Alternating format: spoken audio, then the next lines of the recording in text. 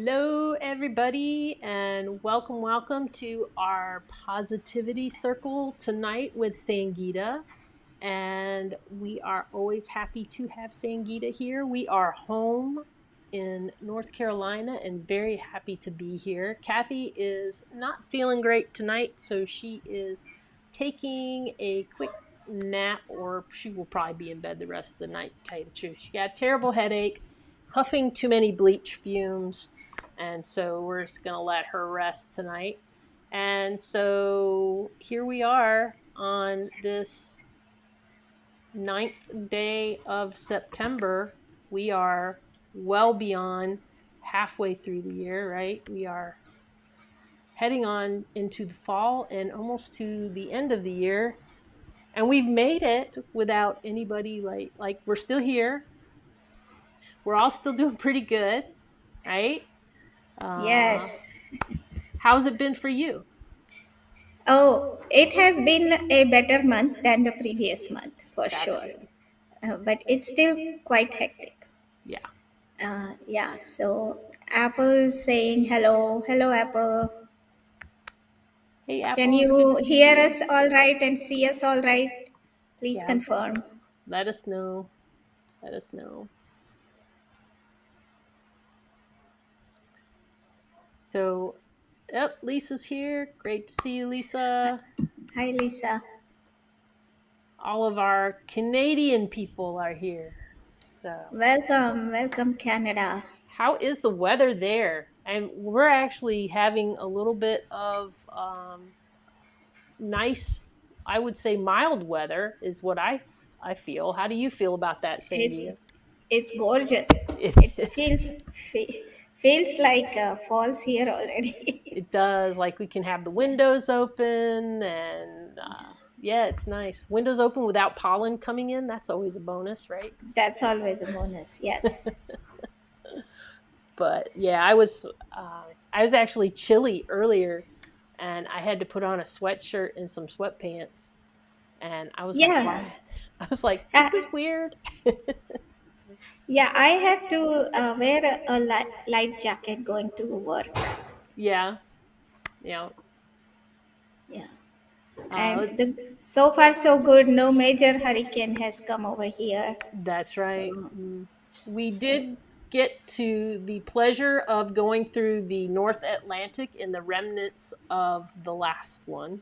mm, And that was quite fun for a couple days.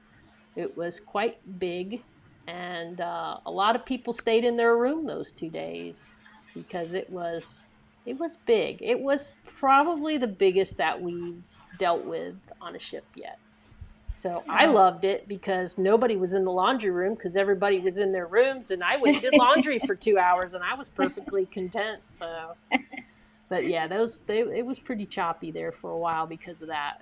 But You got yeah. some extra rinse from from the storm. But yeah, it was. It seems weird because I think they predicted a lot more than we've had. Yes, they were Yes. predict. It wasn't going to make a landfall, Okay. so that's why we were spared. Yeah, that's true. Yeah. Yeah. All right. So while friends are still joining, I would like to revise what we had talked about last time. Who remembers the theme from last time? Anybody? We got to give away some prizes here. Right. I can't be the only one who remembers. Anybody? Come on, somebody. There's probably a little bit of delay for them, so we'll give them just a second. Oh, grief. Yeah, it was finding inner peace while in grief. Good job, Apple. Because I was in grief last month. Hmm. So, so this month I was practicing finding inner peace, and the world around us is pretty chaotic, as everybody is experiencing right now. And so when that chaos, that feeling of being in a chaos comes, I had to just let it pass. I tried finding inner peace at that time. That was not possible at all. Um, I had to let it pass. And then when I was doing something mundane, I could find inner peace by focusing on that little task without multitasking, and just focusing on that task, and like, this is my moment of peace right now.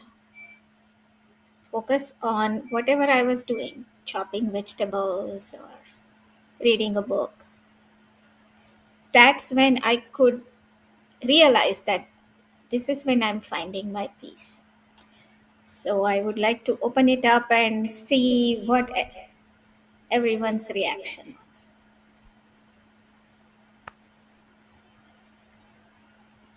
So you're saying that when you just sat and tried to just find that inner peace, you could not. Right. Nothing you could do could help you focus on that. It was too much. Too much. Yeah. But then you gave yourself a task to do, like you just had some task that you just had to do. There was nothing you could do about it. Chopping vegetables, making dinner, Yeah. and then as you were doing it, you felt it, I felt it. I'm and like, you felt okay. that peace while Yeah, you this is, were. yeah, this is a moment I'm making dinner for my family or whatever I was doing. And I took my own time in completing that activity calmly without rushing through it. Find the inner peace, tap into it. I think that's kind of like a lot of people handle like stress or grief or anything that way, because you know after I got laid off, I was having a lot of stressful evenings and I was having trouble sleeping and things. And no matter what I did, I could not shut my brain off to to stop thinking about that and thinking about, I kept saying to myself, you need to think about the future. You need to let this go and just figure out, get your game plan together. But nothing I could do could I focus on that. Like nothing. Just couldn't get it out of my head. But then Kathy would go to bed and then I would come in the kitchen and I would wash dishes. Hmm. And she would laugh at me and say, it takes you hours to clean the kitchen. But I was intentionally taking hours to clean the kitchen in complete silence. Like I didn't have the TV going, I didn't have any music going, nothing. It was just silence. It was me and the sound of the faucet and just washing. And that would be the only time that my brain would quiet and I would just, it was just me and the dishes. And I would take as long as I wanted with them and just drag it out.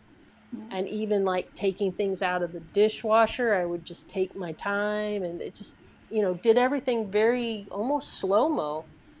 But I was able to quiet my brain and I was able to just have some quiet inside of me during that point. Is that kind of how you were feeling with the vegetables? Yes, yes, exactly. And so it was like kind of a surprising thing. Like my moments of Zen are not really when I'm trying to meditate or trying to, but actually doing something meaningful. Mm, Uh, you know, yeah, Lisa saying, I love to clean when I need to take my mind off things that are bothering me. yeah. Yeah. I find that a very, um,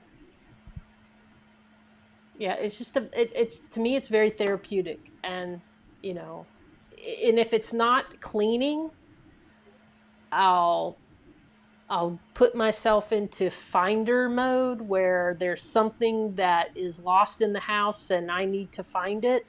And then that's what I focus on for however long it takes me to find it. And that makes me completely shift gears and makes me think about completely about other things. for a short time. And I also find that that's very helpful too when I'm trying to just like quiet the mind a little bit. Yeah, and I found particularly multitasking is not good. Mm, Even if it means, for me at least, I'm saying, even if I am listening to music or listening to podcast while doing something, that is taking that moment of peace away and making me go into that zone, hmm um, which is which is triggered not by my inner peace but by something that I'm listening from the external source. hmm So I know sometimes music can be really calming, particularly if you're sitting in a live concert, that can be really calming. But I've thought that even just like just doing things in silence was quite effective for me to like just relax and focus on one thing. Yeah, I'm a in the silence person too, and it's funny because Kathy is a how much noise can I make while I'm doing this person.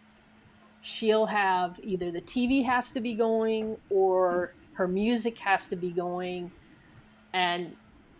and then she can do like multitasking while that's happening. And for me, like I have to have quiet. Like I'm like I got to go downstairs because you've got too much going on because it's just too much for me to too many things going on, too many balls being juggled, and I just have to step away from it. If I have silence, I can work through just about anything. Yeah, and music for me is like I love music so much that I can't just let it run in the background. You Right. know, I must focus on it, and which is wonderful when I want to listen to music. It's just wonderful. hmm Um, but I know a lot of people do their work while having music in the background. And my daughter, as soon as we sit in the car, she'll turn on the music.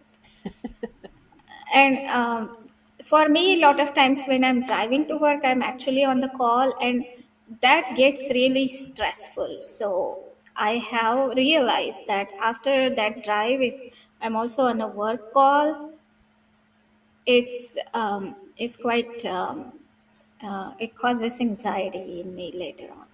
hmm So I have started avoiding being on a call while driving, Yeah. even if I'm just listening. When we travel, Kathy will always be like, "Oh, let's put on this audiobook," or "Don't you want to Yeah, listen to music while I take a nap?" And I'm like, I'm fine to just sit here in silence. Like I like to drive in silence. I do So too. if she's Yeah. napping, I'm I don't have anything on. Like I'm just driving in silence and I'm taking in what's around me and watching the road and focusing. And then, but if she's up, we got to have some kind of noise going on all the time for her. I don't know. And Yeah. she even like, she talks a lot. Like, well, she doesn't realize, but when she's really focused into something, she hums. Yeah, I hum a lot without noticing.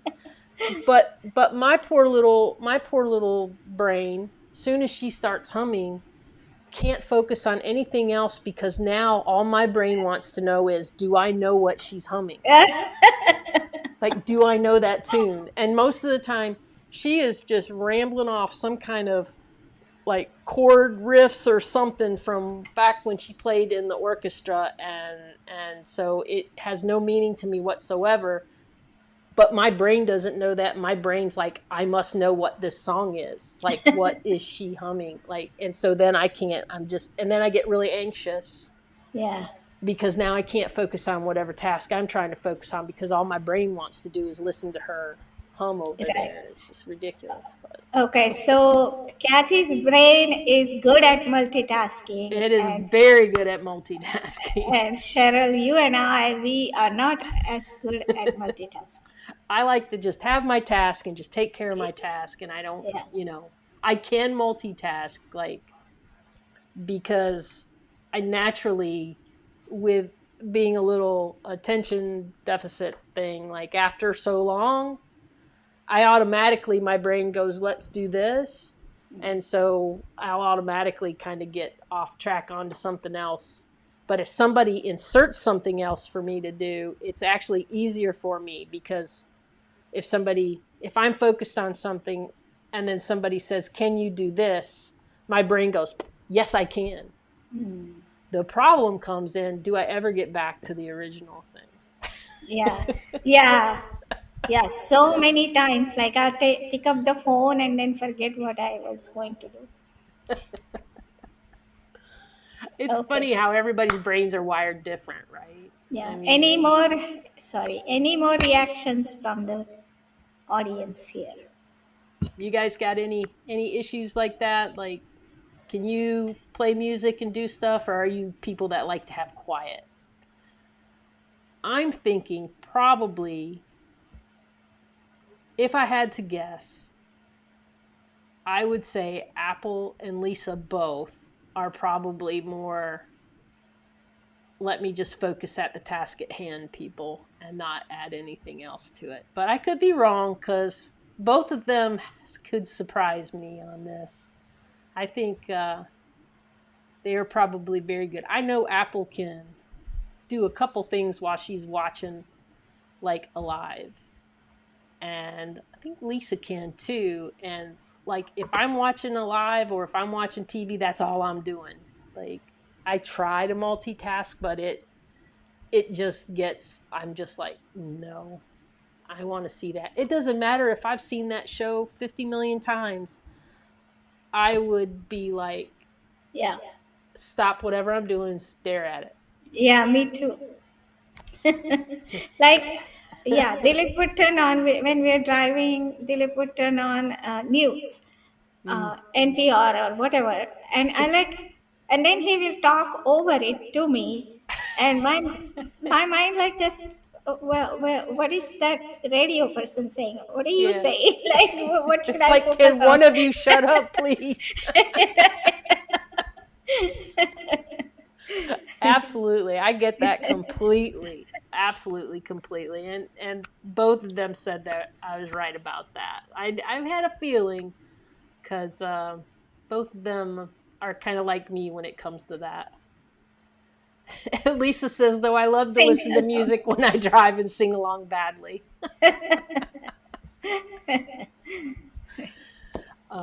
I used to do that when I was younger.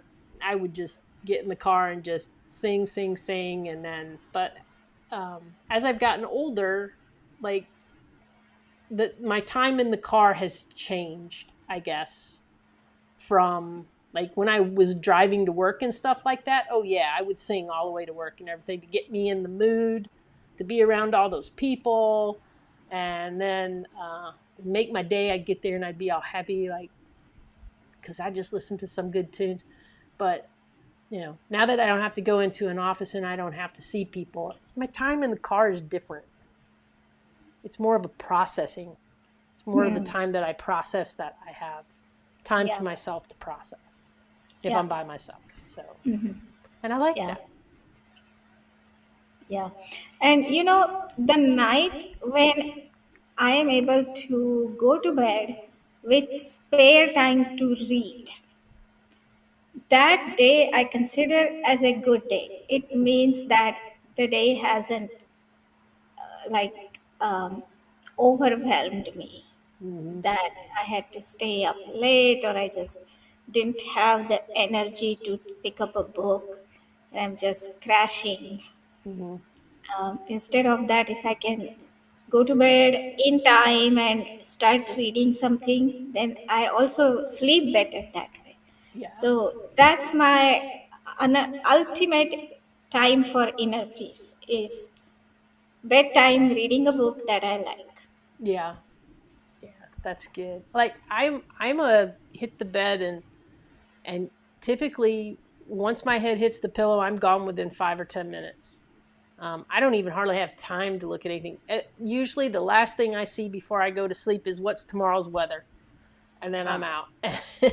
But I have had times in the past where I haven't been able to go to sleep, and I'll stay up really late trying to get tired, or I'll try to read or something like that, and I can't shut my mind off. and it comes and goes in waves. I was actually having some of that before we left for our trips, and I was staying up really late and, basically going to bed at like 5 or 6 o'clock in the morning, and then just kind of doing the whole thing the next day. And I just kind of said, well, let's just go with it. And I shifted how I was doing things.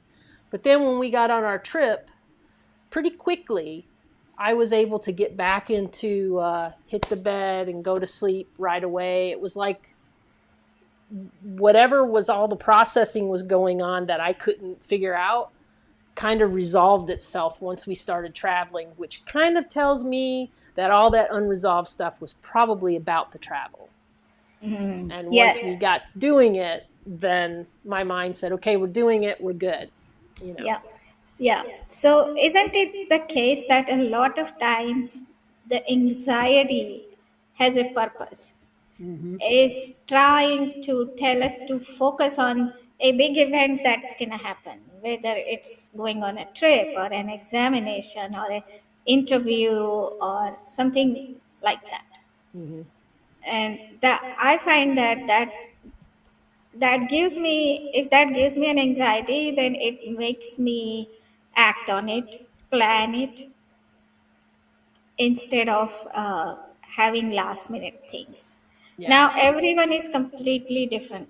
My husband is like, he won't even think about it until it's like the 11th hour, and then he will do it perfectly fine.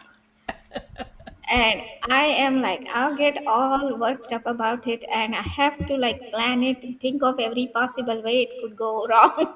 That's me. And then I dress it, and then I'm fine. It's like I always get Kathy riled up whenever we would have to like pack up our bags and move to the next place, or even when we pack to go on a trip here, I make her crazy because it takes me so incredibly long because I think about everything and where it needs to be. Because if we're flying, things need to be in a different place than they need to be if we're driving. And if we're just going on a ship, things can be in a different place than they are when we're flying. And it's just like, if we're doing all those things, I have to anticipate specific items being in ultimately the flying location because that's the one that's going to be the hardest to resolve. And she just is like, opens a bag and just starts putting things in and shoves things in every little corner, and she doesn't have any trouble at all packing her bag, and then she's like Yeah. done, and I'm Yeah. just No, I don't have trouble in the sense I pack really quickly.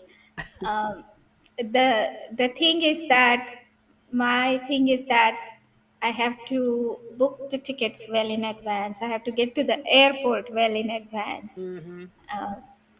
and that, if I'm not, then I become really anxious and dysfunctional at that time.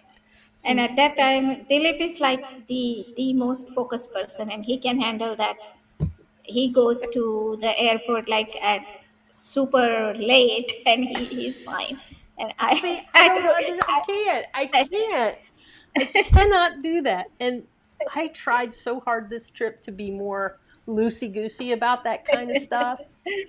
I really did. I really tried hard. And my other thing is, I have this incredibly high anxiety about being left behind after an excursion by the ship. hmm, hmm. And Now so that's, it's a real thing. They it leave is a real people thing. Yeah, it could happen. all the time. And depending on who the captain of the ship is, sometimes he's just like, I'm out of here. Yeah, they leave. They leave. And Now, with sometimes they leave earlier than they yeah, say they're going to. yeah. Now, not to ask anything personal, Mhm. Cheryl, but did you have a childhood experience of either something like that happening to you?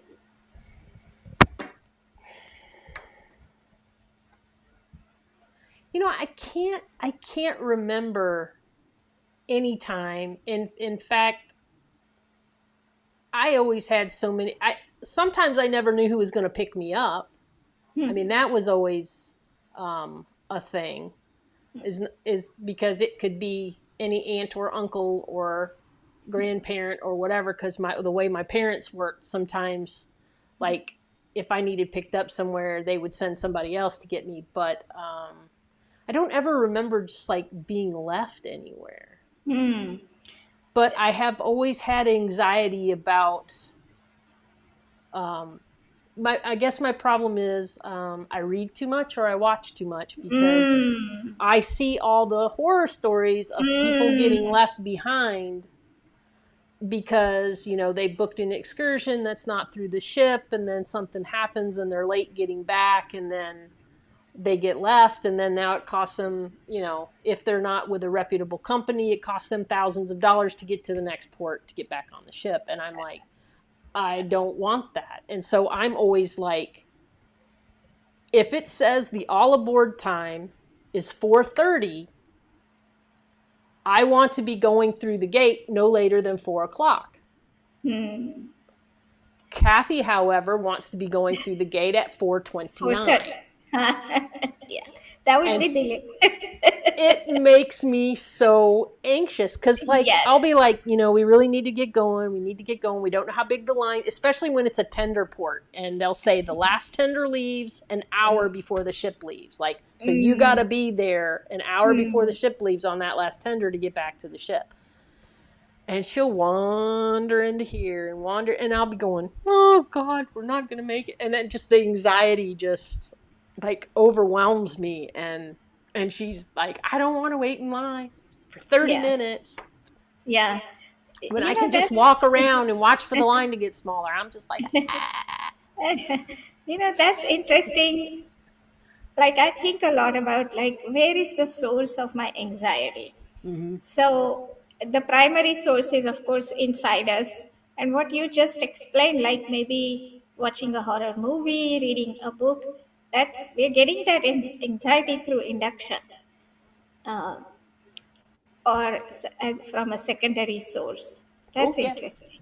I'm sure mine is from all the hours of time before we traveled that I watched the peer runner videos of people trying to get to the ship before it left, and I sat there and laughed about it for hours on end and laughed at people running and trying to get to the ship before it took off.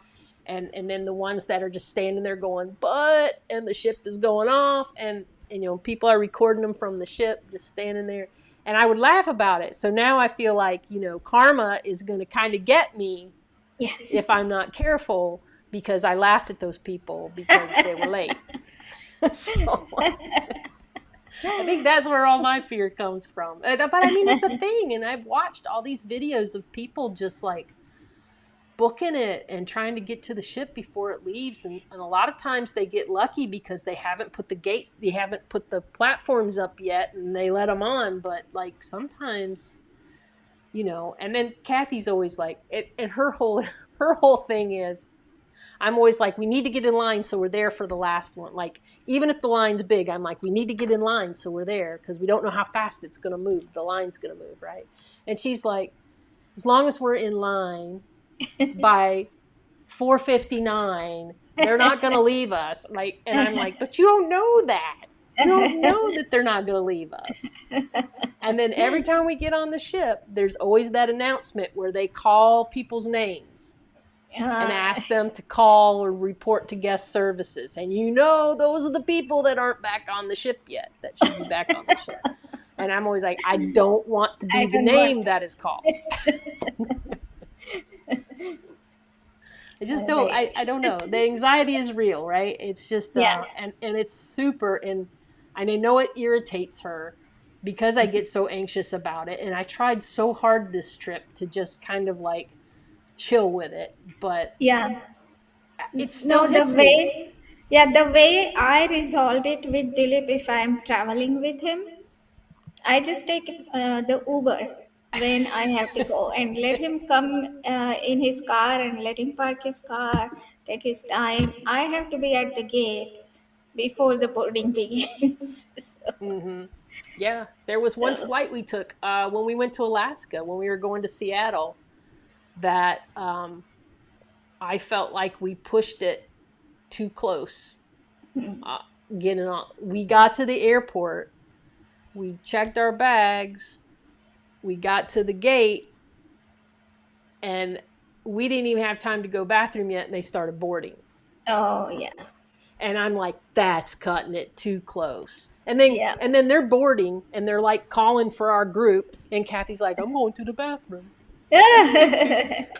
I'm just like standing there going, oh, I don't know. It's this weird. Maybe it's an irrational thing. I don't know, but I just like I would just really in Oh, those situations. Any other time, I don't care if I'm late. I don't care if I'm yeah. punctual or not. But in those particular situations, for some reason, I just have this super anxiety that comes over me about must be on time. All Must be right. on time. Speaking of on time, we are halfway Yes, we should continue through. on. Okay, so now we've been talking about last month's theme. So Mm, now I am going to declare this month's theme. So what we'll do is we'll have the picture of the earth as we always have, just to get a perspective. hmm Then we'll have the 2 minutes of silence during which I would invite everyone to think about the theme. The theme for this month is connectedness. Right? Okay, so Earth scene. con- yeah, let's see, please.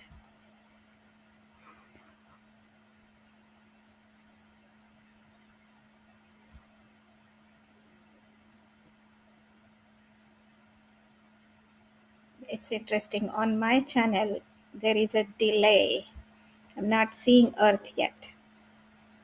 Ah, there it is. Okay, so here is our image. To get a perspective, to remind ourselves that we are the voyagers of an unknown journey on our spaceship, the Earth.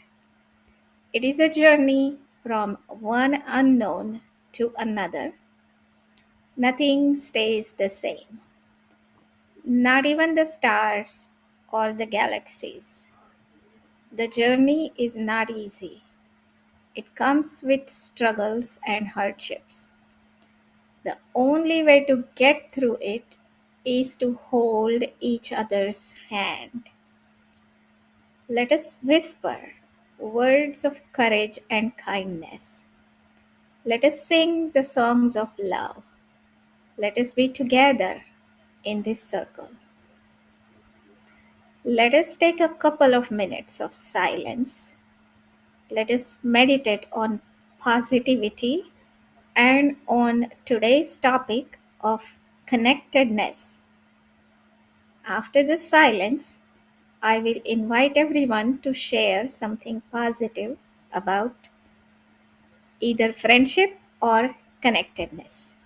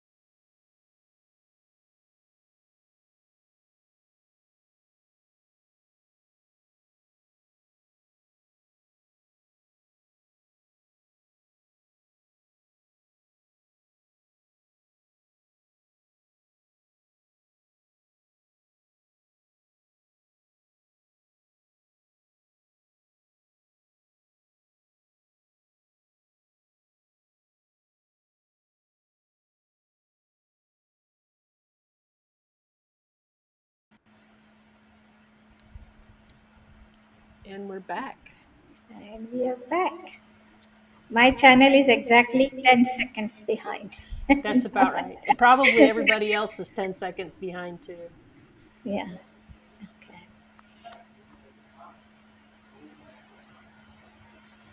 All right. So, on connectedness, I thought of connectedness because I thought the problems that we have today, a lot of them are because of people not realizing how connected we are Mhm. to each other, to other people, to the nature, to the universe. And they get drawn into these myopic identities, and they think that it's only important for my country to win and it's okay for other people to lose. And we're not realizing the connectedness of the universe, how that plays into, we can never have a situation that one set of people are always winning. Mhm. And I think that's what we need to understand, that how everything else is connected to everything else. I was kind of thinking about that same thing because I was thinking about some of the people that I met over the past 2 months and how they're so much more connected to the the things going around the happening to like the earth, the problems that are happening. They're more connected to trying to solve the problem and to use electric cars and to use wind power and all these kinds of things to make sure that we don't lose those connections with the earth and the beauty and all those things. And I feel like our Canadian friends here, they get that too. Like I feel like especially Apple and Lisa, I know for sure, like they know how what our country does affects their country. And these other people that I met, like from Germany, like our and Australia, and they were like they know exactly how our country affects other countries, how their country affects our country, like, and they know all this. But I feel like a lot of times in the States we don't always open our eyes to that. And that's what you were talking about with the Yeah, it's not just states though. I see other countries also. Like, this, yeah, every country, if they have, particularly if they have an enemy, they want to see that their yeah. enemy always loses. But what happens, I think, um, so in my opinion, the way karma works is that when you do bad things to others, you are permitting that same thing for you to happen by allowing that bad thing to happen to your enemy. That in general, in the universe, you're making that acceptable. When that becomes acceptable, one day or another, it will happen to you. Mm, If it doesn't happen to you, it will happen to the next generation who will pay for what you have done in the past, because mm. they'll remember. Yeah, kind of the sins of the father type thing. Yeah, yeah. And I think that's how karma actually works, by setting this narrative that stays in the social consciousness. And people then, if they feel that they have been insulted, they have been put down, then they want to get even Mhm. in that situation. And there's so many different levels of that, right? There's Right. there's the level of that just amongst your small peers, right? Like Yes. in your neighborhood kind of thing. And then it just level upon level upon level that grows Yeah. to where we're talking about the whole world Right. having the same Right. kind of thing. Yeah. Just on. I mean, just think about it. Like, I am sitting here in my house and you are seeing me, or somebody might be seeing this video from later, 10 years later, 100 years later. Yeah. Now, if I'm smiling, you know, that gives you a certain feeling, Hmm. even though we might be thousands of kilometers apart. Yeah. That's the connectedness that, Hmm. that we have with each other. So, if somebody is not happy, that sorrow, that grief is going to reflect into the society one way or another. Yeah. I have a story to tell you. Okay, let's hear. Um, so ever since we went to Chichen Itza years ago, we went to Mexico to a conference, and we went, and there was all of these tour buses, and there was all these people, and there was these Asian people that were there on a tour, and everybody was trying to get into the bathroom and use the bathroom, and I went into the bathroom into the stall, and this small Asian lady, older lady, came in and just started slamming all the doors, trying to figure out which Which one was one was it? empty. And she slammed it right as my hand was going to lock the door, and my finger was in it. Oh, And so I went that entire trip thinking that I probably had broke my finger. It had swollen up terribly. They looked at it at the resort and gave me ice and stuff like that, and were like, "Do you want to go to the hospital?" And I was like, "I do not want to go to a hospital." And so ever since then, and this is a very personal thing that I'm getting ready to tell you guys. Ever since then, I've had a little bit of a negative feeling about Asian tourists, to the point that I say things sometimes, and Kathy has to point it out to me that I am letting that incident come back into my life. While we were on this trip, and this has to do with karma. While we were on this trip, I had to go to the bathroom, and we were in the Cotswolds. And the only public restroom, you had to put money in the door to get it to come open so you could go into the restroom. And mostly those take credit cards. And I had to go really, really bad. I had waited too long. So I ran and I kept trying to get my credit card to work, and it wasn't working. And I was this close to peeing on myself, and this small little Asian lady came out, threw money in it, and said, "Go, go, go." oh, And so that came around full circle for me, there you and it go. was a very, very huge learning experience for me. And I actually get a little emotional thinking about how I could have harbored that negativity for that many years, and it was just a freak thing. And I shouldn't have Yeah. been harboring anything, and I shouldn't have been making a generalization about all tourists. And here's this little lady who can't even speak English, who tosses a pound or whatever it was in there, and opens the gate for me to go, and doesn't ask for anything in return.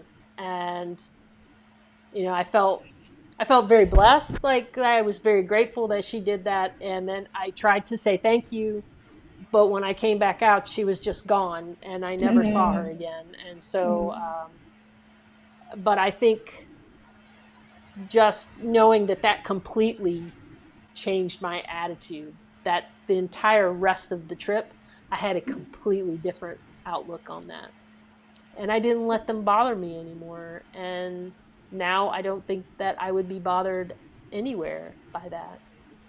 So Wow. it was a huge, like, kind of thing that happened. And That, when I got caught that's up with Kathy and I told her, and she was like, "See?" in a way it's profound, Yeah. but it took that experience for you to forgive, right? Hmm.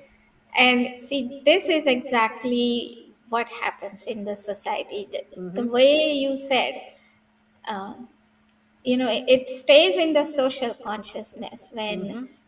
after the war, nobody wins the war first of all. Right. Um, yeah. Uh, but these things stay in the social consciousness and come back to haunt us over and over and over. Mm-hmm.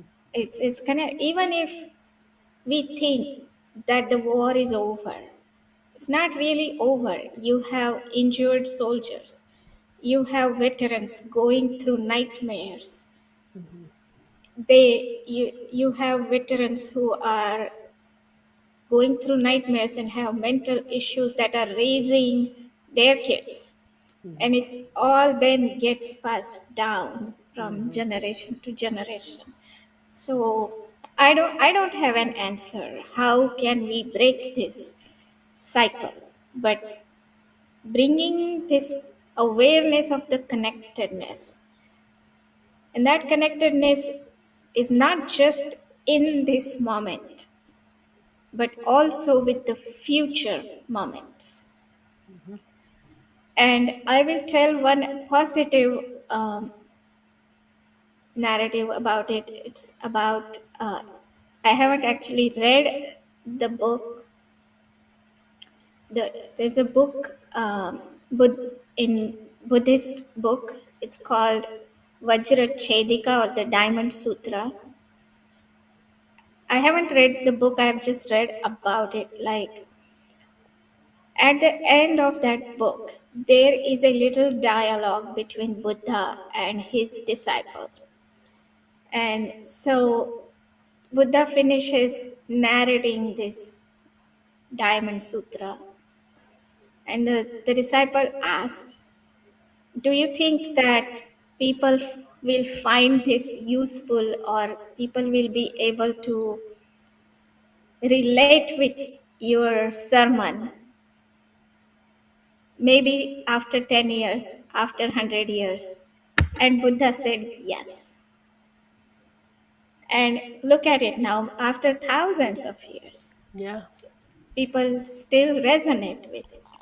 Mm-hmm. So that is the power of connectedness that we have, that the thoughts can survive in the society for thousands of years. And so it's really important to keep putting positive messages out in the society, no matter how dire the situation, no matter how depressing and chaotic the situation around us is. It is important that we keep spreading positivity. Yeah. I agree completely. Okay, so let's invite the audience. What are the thoughts? Are we online? I don't see anyone online. Do you see? Yeah. We're online.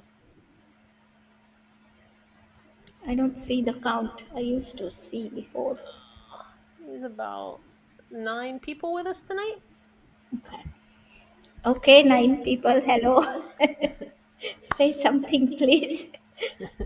Let us know if you have anything you'd like to share with this about the connectedness.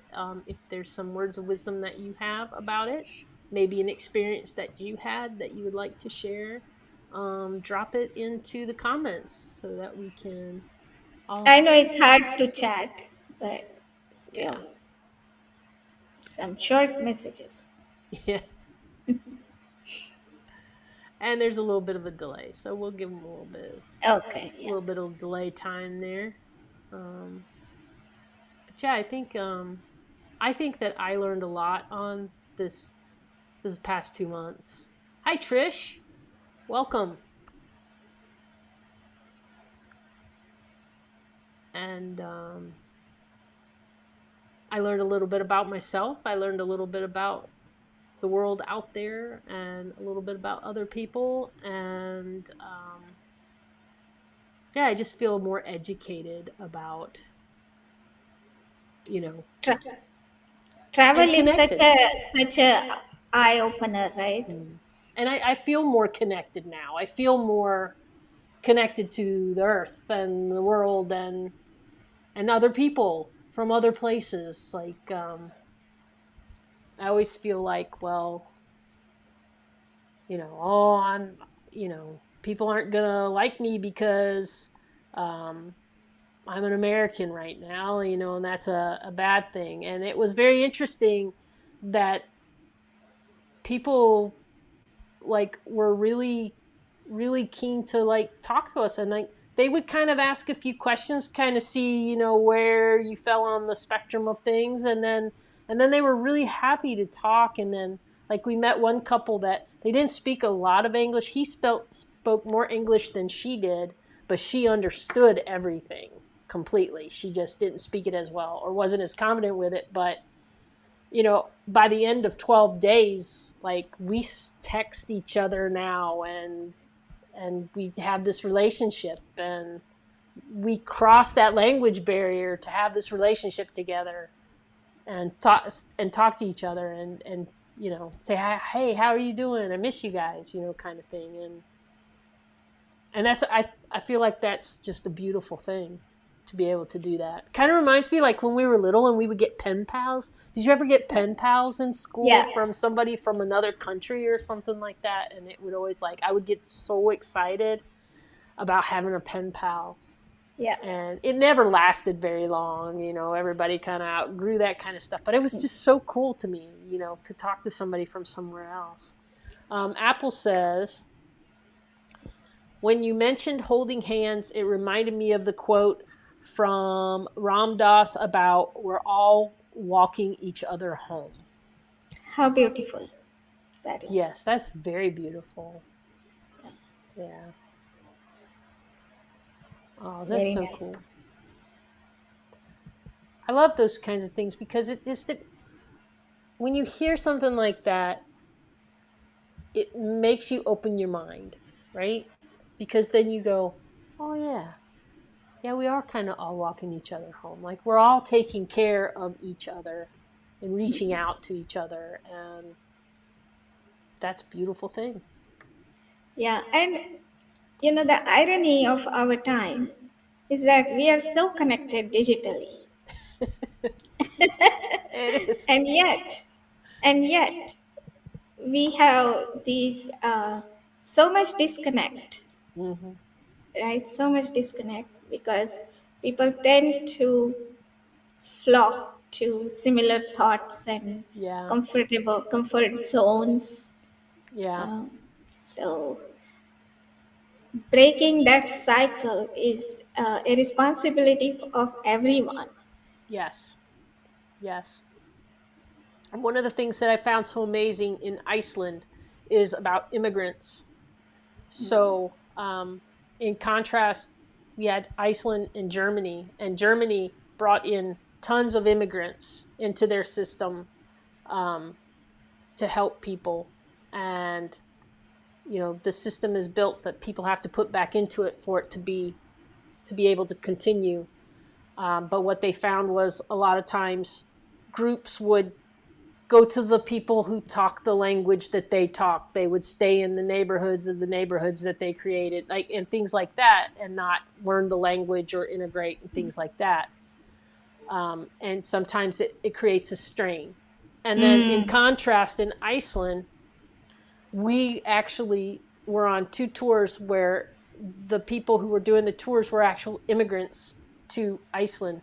We would have never known that they were immigrants because they spoke about the place like they were born and raised there. They knew everything about it, and they were very, very proud to call themselves Icelanders.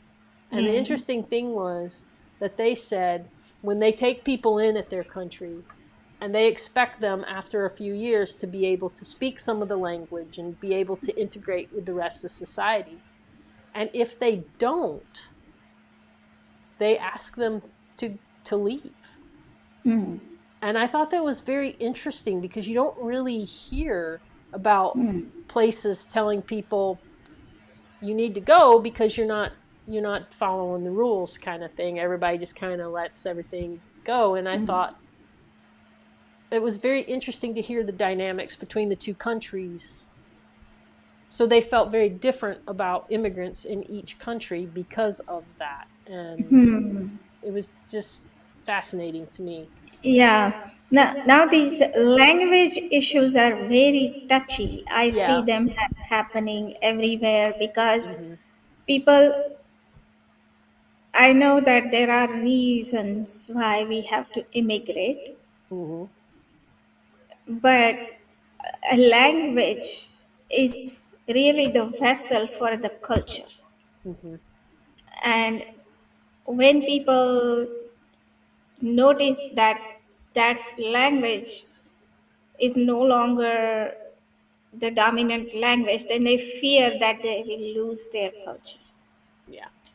And, I mean, I'm on the fence about it, because in a country that's as big as America and that takes immigrants from the entire world, um, it might be difficult for some of the people who are just surviving Yeah. uh, to also focus on learning the language unless they Mhm. have the support. But Well, and it's all about providing the right support. yeah, but it was like they weren't saying you have to learn our language or leave. They were saying in addition to yours, and they still respected everybody else's culture because they respect everybody else's differences. And actually, I thought it was really cool because it's just kind of normal there for people to speak two or three or four different languages Yeah. fluently, and that was really cool. And so, um, but yeah, like it just was, you know, they were just so accepting of everyone else's culture, Right.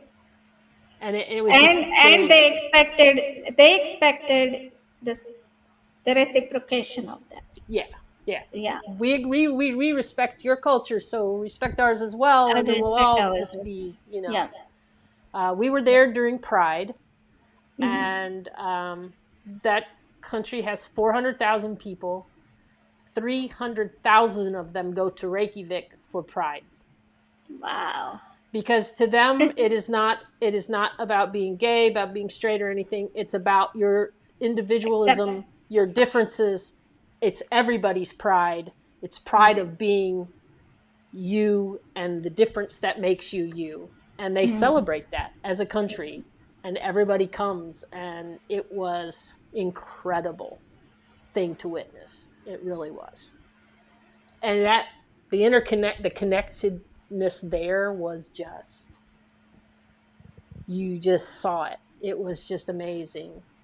Everybody just, I was in awe, like, at nice. how fantastic it was. Wow. So Exactly. Apple is saying,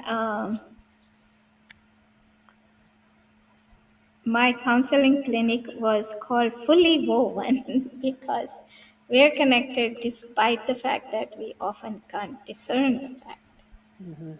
That's the thing about it. Um, I'm also weaver. Well, we would love to see some of your work, Apple. Yeah, she It's does beautiful fitting. things. Wow. Yeah, we should do a show and tell show sometime, Yeah, like over Zoom or something, where everybody can show what their stuff is that they make. I think that would be really fun. that It would would be a be very fun. positive experience too, to everybody kind of get to show their individualism and their talents, right? Of what they Yeah, do. I think that's cool. excellent. Yeah, very nice. That was such a nice sharing of your experiences, Cheryl. Thank It you. just fit right into the Yeah. I theme. grew a lot in the past 2 months. I have to say, I really have, and I look at things much differently now. So, yeah, I don't feel, I don't I don't know if the word is sheltered, but I guess it was kind of sheltered. I kind of only had one perspective, maybe a couple different. The only other perspectives I had were people that I know online, and I can talk to them about those things, but to actually feel it, experience it, to see it, you know, that's it's a whole nother Yeah, thing. it's a whole and another thing. I Hmm. mean, we talk about, like, virtually you can talk to anyone, but it is not the same as being in person in that country. Exactly. And Exactly. that's why my focus has been, this is great that we're here, we're doing online positivity circle, but we also need to go back into our community and spread Hmm. this more in Yeah. person. Yeah. It's hard to do things Are you still in doing person. in persons as well? Yeah, I am doing, although not, I haven't done it in couple months because I was traveling myself. Mm. And I have more travel coming up, but after that I will start again. But we continue our neighborhood walks once a week at least. And then we had, actually, speaking of connectedness, we have a new family that's kind of recently moved, and they have a 2 year old, no, not even 2 year old, and they had another baby. And so we knew, because they kind of walk in front of our house, so we knew they had a baby on the way. So I asked our walking group, would you be interested in doing sort of like a meal train for them when the baby comes along. And Hmm. uh, yeah, many of us were interested, and the family was so appreciative. They didn't expect, they just recently moved, and we've been here for years and years. Yeah. uh, but now that little gesture, we just took food maybe once each family, but that little gesture like connects. um, so we can just see these opportunities of finding connections, Hmm. finding commonalities, identifying needs of our community, and see if we can support each other. And by you doing that, then this new family also suddenly had like this really firm connection to their new neighborhood, right? Exactly. So that's Yeah. fantastic. Yeah. That's So, awesome. little actions like that. It's just the little things you can do for people. Yeah. I think it's important, the little things. It's important that we all have community. It's important that we have a place where we feel like we can be ourselves, and and like my not even like-minded people. I mean, with our community, there's all sorts of people in our community from all over. And right now I'm so giddy about like meeting other people that like I kind of want to go to where everybody lives and meet everybody, right? So like we're gonna get to meet Apple next year. We're Yay. very excited about that. We got to meet CJ this year. I would love to meet Lisa somewhere, go for a hike or something. I mean, it's just like, Sharon, we I need just to meet. we live like 10 minutes away from each other, and it's like we don't even do anything. We need to do that. That's why I was asking if you're still doing the other circle, cuz I feel like Yeah. we should do that. We should at least do lunch or something. Or Yeah, yeah. I have some travel coming up starting next week, but after I'm back, we'll definitely do something. Yeah, it's we are traveling just short trips from here on out for the rest of this year, Okay. into the beginning of next year. But there are a few more on the books, um, Okay. but they're all I think they're all in the country. Yeah, they're all in the country. Well, sorta. Oh, I don't consider when we do Caribbean stuff that we're out of the country, but we technically are. But we don't have to go across the sea to get there or anything. So we do have a conference coming up at the end of this month, our eCam conference for the software that we use. So we'll be seeing that, our eCam fam, as we call them, and we're very excited about that. And then after that, we're going to do a little Halloween cruise. And nice. then for Thanksgiving, we're actually not going to be at Thanksgiving this year. Oh, really?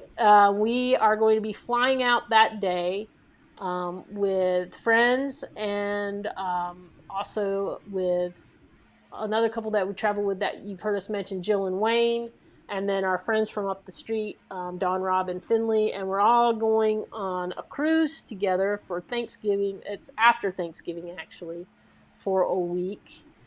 So that should be fun. We're in the big vegan grouping there, so Nice. we'll have a good time. Maybe we can meet for pre-Thanksgiving like we did last Yeah, time. definitely. Yeah, definitely. We'll be back by like I think the second or third, and then we don't leave again until the 27th. So yeah, anytime in there we can meet up. Sounds good. Now we have, so you have plans being made here. I am so happy. Yeah, Apple yeah, says Lisa to come to Vancouver when they are in town.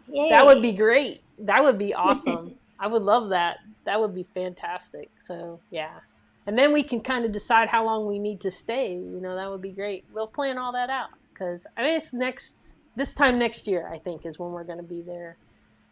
You know Um, what would be nice? If all of you together and we do the positivity circle. oh yeah, that would be. Wouldn't that, how would that be? That could be fun. I mean, have computer will travel. We proved already that we can do the positivity You can do circle. that. So yeah, the only That thing would that be was fantastic. scrambling was trying to get the earth scene in the 2 minutes of silence because at the last minute we were like, oh no, those are on the other computer. So we were like, ah. But yeah, no, we can make sure we got all that. That could be really fun. That's great. I am so happy. Um, I like it when online event spawns in-person activity. Me too. Me too. I didn't even know how much I like that until it happened, and now I'm just like, yay! All right. So should we go for our recitations? Yes. Should I do it with English translations or without? I'm always for the English translations. Okay. Anybody else? I think we just love to hear you do the Sanskrit. So, if you would like to translate, you can. If you would not, if you just want to go through it, you can do that too. It is your call today. Okay, so I will go through it without the translation. But Okay. it all means all the verses that I have selected, they are all about connectedness and universality and universal brotherhood and love. All right. No, Apple says she likes the Sanskrit too. So okay, great. good. Yeah.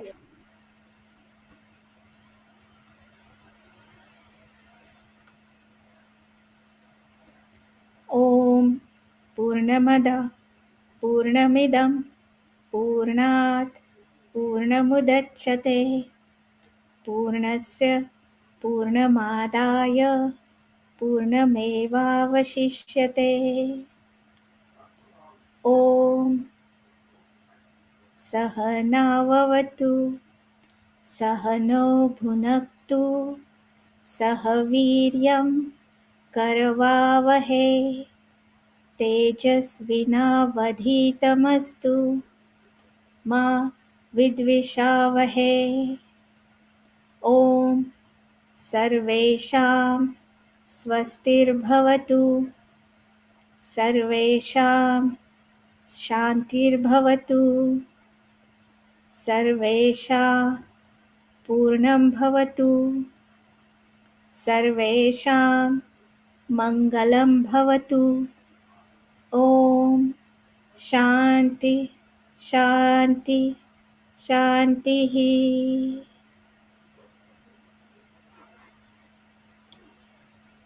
That always makes me feel so, I don't know, just like washed over with niceness or something. Like when you do that, it just makes me feel very happy. And I don't have any idea what the words are, but I can feel like the goodness coming from them, if that makes sense.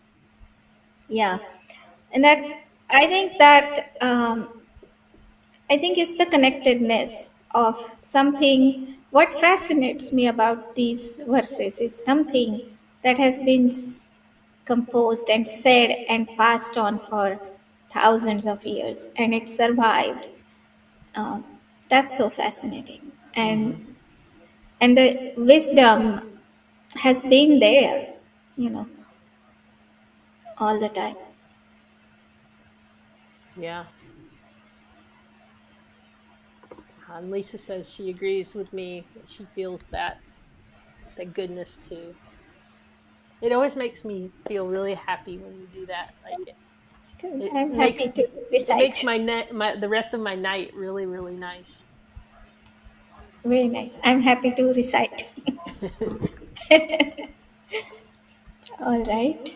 Let's chat about mudita, vicarious joy, enjoying other people's joy. Yes, That would be definitely. great. You're welcome, Apple. Excellent. Well, so please be keep thinking about connectedness. Do Hmm. things to spread connectedness. Feel connectedness. Then we'll talk about it again in next month's next Yeah. session. Yes. Yeah. So look for us again to do another positivity circle in October. Yeah, let's talk about it. I'm traveling, so we can Okay. figure it out. Yeah. Yep. Okay. And if we need to skip to November, we can do that too.